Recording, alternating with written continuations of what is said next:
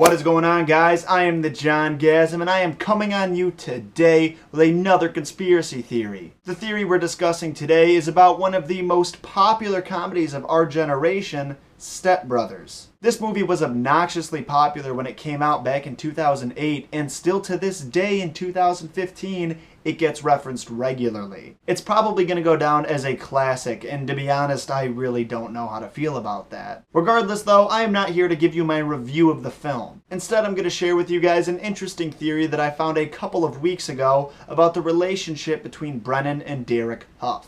Now, obviously, the most important relationship in the film is the one between Will Ferrell and John C. Reilly's characters. However, the relationship between Will Ferrell's character Brennan and his brother Derek is pretty important too. Now, right from the start, it's made clear to the audience that Derek and Brennan do not like each other at all. Derek usually goes out of his way to remind Brennan that he has absolutely no respect for him. Now, Derek is kind of a douchebag, but why specifically does he feel the need to do that? So throughout the entire film, there's only ever two mentions about Derek and Brennan's parents getting divorced. Between those two instances, we learn that Brennan was 15 years old when the divorce happened, and he took it pretty hard. And that's it. The divorce isn't mentioned anywhere else throughout the entire film, and neither is the relationship that Derek and Brennan had with their father. Now, if we look at the way that Derek and Brennan treat their stepdad, we can probably assume that their father left the family high and dry after the divorce. For example, Brennan is unable to show any affection towards Robert. He refuses to call him dad, even if there's a fire, gives him really awkward hugs, and purposely pronounces his name incorrectly. Derek sort of has the opposite reaction though. He does whatever he can to impress Robert and tells stories that paint him as a pretty awesome guy. According to this theory, they treat Robert the same way they would treat their father if he came back around. Brennan chooses to avoid him while Derek tries to go above and beyond to impress him and get attention from him. Now, right after the divorce and way before Robert was in the picture,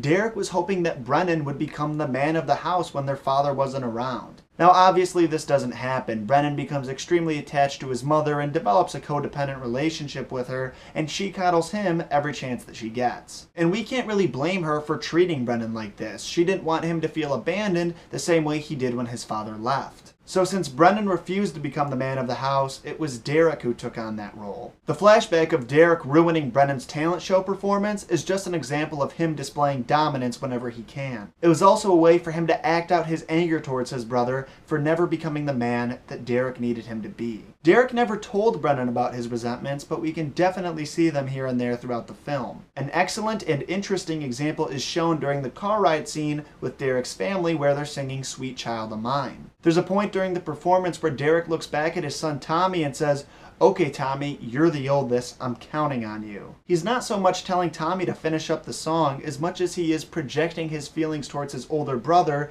onto his son. He's asking him to be the older brother that Brennan never was. Now fast forward to the end of the film where we see Dale and Brennan perform their own version of Porti Volare at the Catalina wine mixer. This is the first time that either of them had actively taken the initiative to fix a problem they were having. Since none of the other characters have to do any work for once, we get to see a little glimpse of what they fantasize about during the performance. We've got Nancy and Robert fantasizing about the first time they met, Derek's wife fantasizing about a centaur version of Dale seducing her in a forest, and Brennan's therapist fantasizing about him breaking into her office dressed as a lumberjack with an erection. But Derek's fantasy isn't as ludicrous as these other characters. He actually thinks back to when Brennan taught him how to fly a kite when they were both little kids. He actually uses the phrase in this memory, "Brennan, you're the best big brother ever." That's all Derek ever really wanted from Brennan. He wanted to feel like his big brother was taking care of him and being the responsible one for once. And because of Dale and Brennan's performance,